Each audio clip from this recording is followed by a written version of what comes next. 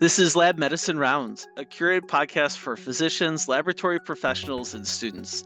I'm your host, Justin Kreuter, a transfusion medicine pathologist and assistant professor of laboratory medicine and pathology at Mayo Clinic. Today, we're especially lucky. We're rounding with Dr. Elissa Hall, assistant professor of laboratory medicine and a career educator at Mayo Clinic, talking about artificial intelligence in education. Thanks for joining us today, Dr. Hall. Thank you, Dr. Kreuter. It's awesome to be here with you and everybody.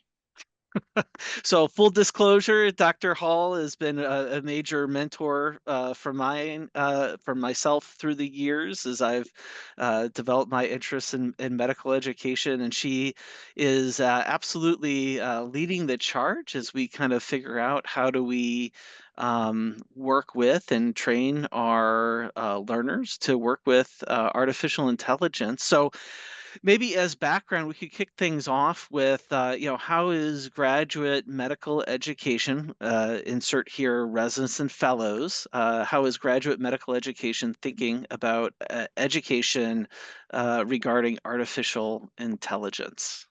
Yeah. As we dive into that first question, I just also want to do a shout out, Dr. Kreuter. You've been such a collaborative colleague, and I've learned just as much from and with you along the way. And really, again, as we think about graduate medical education and AI education, I want to just start with a quick framing up for those listening in regards to some of the strategy here at Mayo Clinic, because I think it'll inform some of the discussion that we have today. And as we look at AI education here at Mayo Clinic, along with my co-director and colleague, Dr. Daniel Cabrera, and our advanced digital education team, we're really looking at three key things about and really thinking about why and what when we think about AI education, and helping think about this, creating a shared language and shared mental models to help our learners and our workforce navigate this dynamic landscape. The second thing is using advanced digital technologies such as AI and generative AI, and really the significance of application to support competency and skill development. And then the third item that really frames up our strategy is thinking about AI education with these tools. So really, how do we transform education design, delivery, assessment, and evaluation using advanced digital technologies and generative AI tools as well? I liked how you hit us with those three. So if I'm to kind of paraphrase those for the listeners, or at least how I'm hearing it, is Yeah. kind of about, so this idea that sometimes when we say AI, artificial intelligence, people have many different meanings or many different things. And so I hear that you're really kind of, okay, let's kind of have some understanding and agreement of what we're talking about. And then with the idea of using and with, kind of, you're talking about how do we develop skills, so the using for our trainees. So what I really appreciate about that is we're really talking about it not as for getting through the clinical workday, but how are they can use artificial intelligence to develop um, their physician skills, for Yeah. lack of a Yes. better phrase. And then the kind of working with it is that sort of to understand um, when do you believe or when do you question the results that AI are giving you? Is that the way to think about that trifecta? I always say yes, and also with our with component of the strategy, challenging us as educators and as a community. How do we think differently about our delivery of education, leveraging these tools? So, for example, perhaps with advanced digital technologies such as generative AI, some of the examples that I've seen, going back to your question about graduate medical education, is how are we integrating these tools in the learning environments, perhaps in a case study approach, and integrating discussions with our residents and fellows by giving them a case study, having them interact with the tools that they will be using, and looking at that output, and how do you iterate with that output of a generative AI tool based on the case study, look for inaccuracies, and make informed decisions with the tools. So when we talk about introducing and educating our residents and fellows about artificial intelligence, I feel like there's, at least what I see, there's a struggle in how do we go about teaching them. In other words, sometimes people I think are just kind of will name a tool and say, I don't know, go use this. But obviously, one of the things I really appreciate you about you is how you are deliberate in what we're doing. And so, what are the educational strategies that yourself, Dr. Cabrera, are thinking about as helpful for training residents and fellows in Yeah, artificial intelligence? yeah. Excellent question. And I want to bring it back to the first part of your question. And really, again, it's really about the learning rather than the technology, and really coming back to two key things. As we think about advanced digital technologies, AI, generative AI tools, the make it stick principles, the science of learning principles are just really critical that we continue to think about. For example, leveraging generative AI, there's some really great opportunities for elaboration and generation, which is that problem solving and reflection. So whether generative AI tools serve as a coach, we've seen some in practice within the K-12 higher ed environments with Conmigo. We're starting to see some of that translate into graduate medical education and education across the continuum, but also reflecting back on some of the AI tools that we've already used in prior to this kind of generative AI boost would be tools that really reinforce spaced repetition and interleaving. So some of those questioning tools that deliver a question to you, and based on how you respond, get it correct or incorrect, it brings that question back to you, but it also mixes the question types up. So you're not always getting questions of a certain specialty, for example, perhaps uh, allowing that interleaving experience to happen. So I want to bring it back to the science of learning principles and make it stick. But also, one other, I think, key thing to hit on that you already started out with was that conceptual understanding and thinking about adaptive expertise. And as a practicing professional, how do we continue, or preparing to be a practicing professional, how do we deepen that conceptual knowledge? And what we're seeing in graduate medical education are both internal and external content, but coming to a shared understanding of when we use these terms, what do we mean, and what does this look like in practice through examples, and then start to through practice introduce variation and a little bit of struggle and productivity when we think about that adaptive expertise cycle. So we've got a strong conceptual understanding, and now we add that variation through simulations or other experiences. And again, through simulation, we're seeing also AI being integrated both for assessment and also just for the learning experience itself. I want to call out, you mentioned a great resource. You mentioned the book Make It Stick. And I want to call out because there's a book that's of a similar name, Made to Stick, that is a marketing book, Yeah, but Make It Stick, which we'll reference that book in the show notes, is a great education resource. So for our listeners that are wanting to take a dive into, as Dr. Hall is sharing, we're talking about artificial education, but she's highlighting that these very, you know, very core principles of effective education are what you're going back to. So, are you saying, Dr. Hall, that I can teach kind of artificial intelligence with a whiteboard and some time with a learner as we're talking about elaboration, generation? What does this look like? yeah, great question. Um, and as we think about artificial intelligence education with the whiteboard, perhaps I know that you are loving to diagram and map things out. So again, maybe on your whiteboard, you're using a concept map, for example, a technique with the learners, and walking through what are these definitions and what are these examples in practice, and walking through perhaps even a clinical scenario. But now when we start to think about leveraging the tools, so going back to the use, perhaps you have them use one of the generative AI tools, ChatGPT. There's a number of them out there, and I want to be really careful that we don't associate generative AI with just one tool.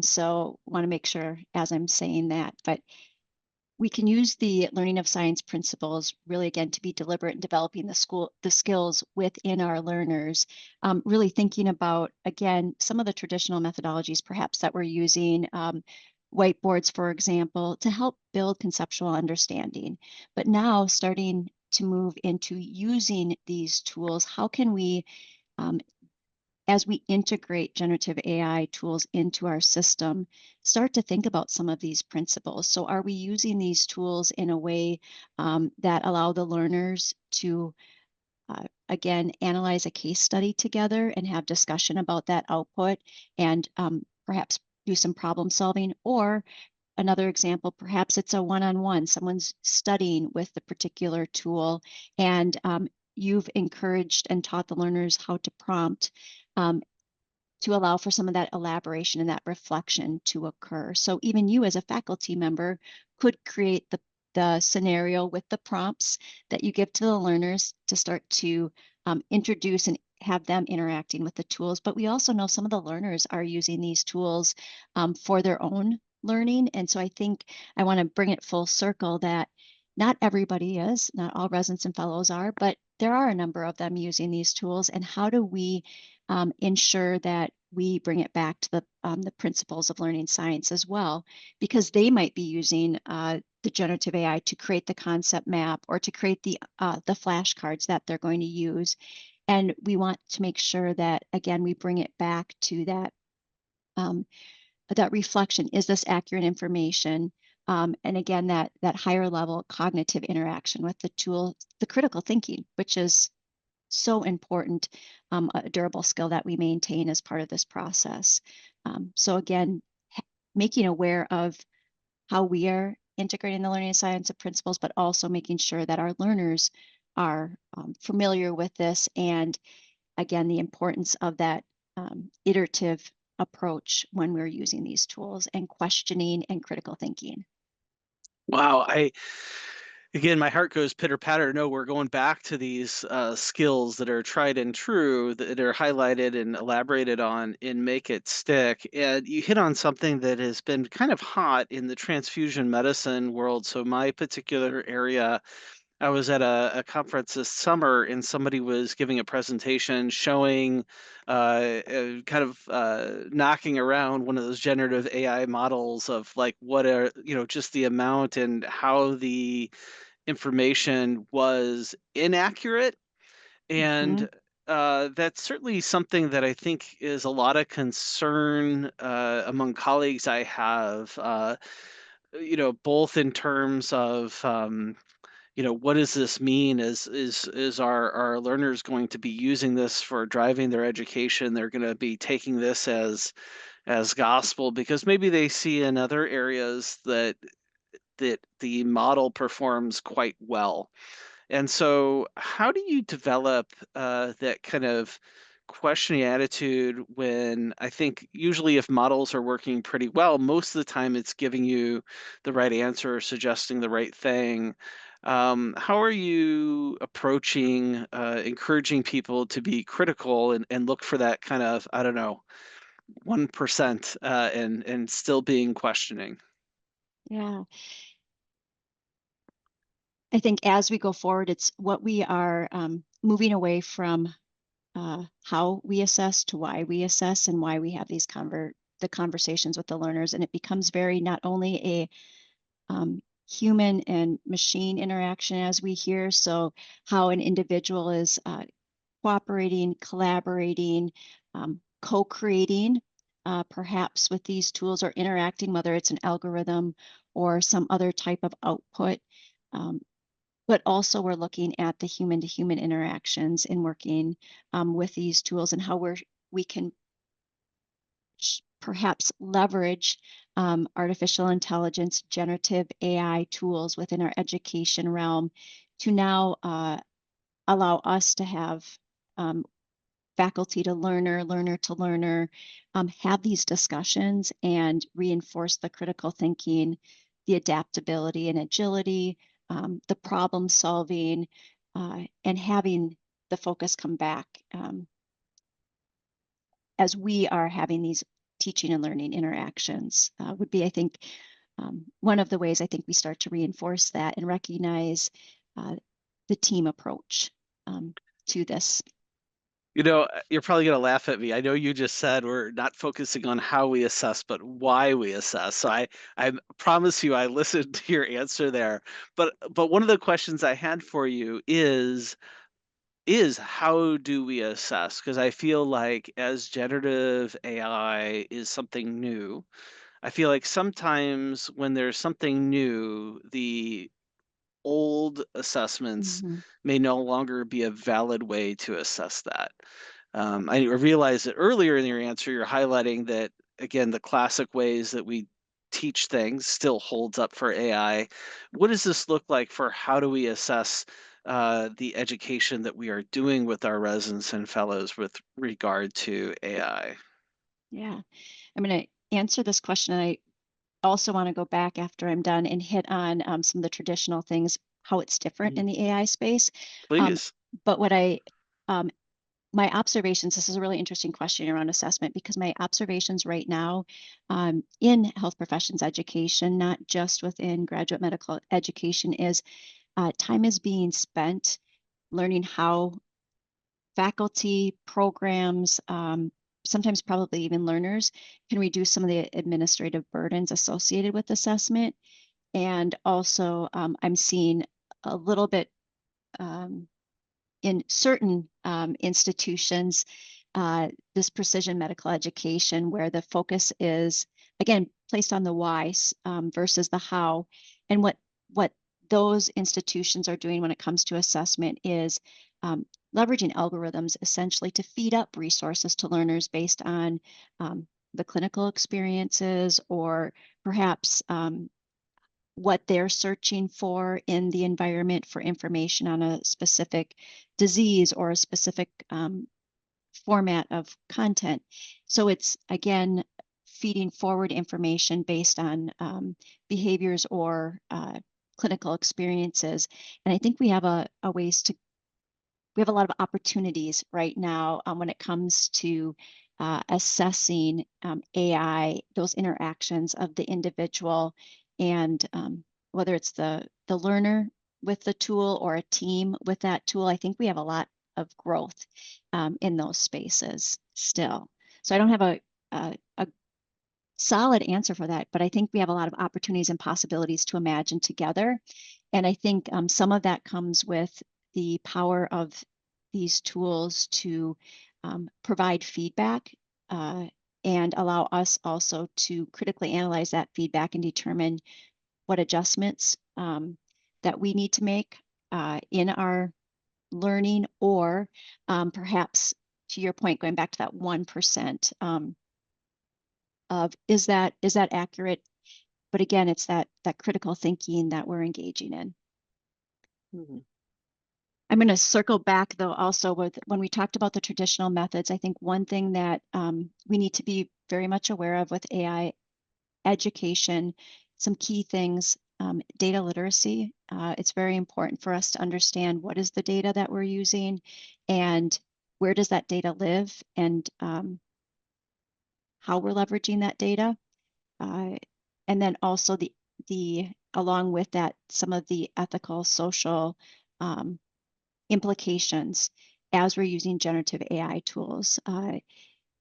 Understanding, it goes back to that conceptual understanding, having this understanding as we start to, this deeper conceptual understanding as we start to use these tools allows us also to ask some of those questions, because it is very important whether we're using these tools as part of teaching and learning, as part of our practice. We need to understand how we're protecting data, how we're using that data, and then also what are some of the implications. So again, want to I want to put that out there as part of our talk today. Absolutely. I think that should be front and center when we're talking about artificial intelligence to keep everybody safe and thoughtful. I want to ping on is for like kind of final question for you. I'm curious about if you could share like an example of how somebody who is no longer, as we think traditionally, a learner, but somebody who is in practice, right? So a physician who is in practice, what's an example of how might they work with artificial intelligence in their clinical practice or to further their you were bringing up their idea of adaptive expertise. Just want to give that for our listeners to think about because I think certainly students are going to be going out and using these tools, and certainly we've been focused on graduate medical education for our conversation, but I specifically want to leave something for our professional audience to take away. What's one example of how they might use artificial intelligence? Yeah. Um, uh, Great question. Again, how others might use artificial intelligence, starting to learn for themselves around it. Again, looking for um, there's a lot of great content in regards to short examples, common language. We're seeing people find little even video clips. I just was at a conference, and people were sharing, practitioners were sharing. I went out and I found some good descriptors, and we have some internally that have been created as well here for our Mayo Clinic colleagues that again just define what these are and give examples in everyday life. Here are things you're interacting with on a daily basis. Here are some that you've maybe heard about um, on the news or experienced, and again, how those examples differentiate, then starting to think about it in the healthcare setting. And we have a number of examples on a regular basis, daily basis. You can go out and see some of these different headlines of what does this look like in practice, and start to again extend and deepen that conceptual understanding, and then start to move into making a decision, finding out what tools are available, and within your firewalls or outside of the firewalls, and understanding, um, again, practicing prompting with these particular tools, iterating on those promptings, prompts, and again, really some of that variation will come into play. So as you're iterating with the tools, sometimes people start when they first start using the tools, something that they're really comfortable with, like a topic that's not related to what they do professionally as well, just to see exactly what you've talked about. What are those nuances in working with this tool? Um, how does it respond? And I could go into probably a whole bunch more about prompting itself, but again, conceptual understanding, using the tools, iterating with the tools, and then starting to look at what they are in practice. That's awesome. I'm definitely taking that away with me. I'm going to be focusing on data literacy, and I'm going to start thinking about my prompts and being deliberate about how do I approach that. Because I Yeah. feel like that's our next step. Yeah, yeah. I think really, again, bringing it back to durable skills and what we've talked about today, that critical thinking in this process, we need to elevate and make sure that becomes the center of what we do with skill development and competency development.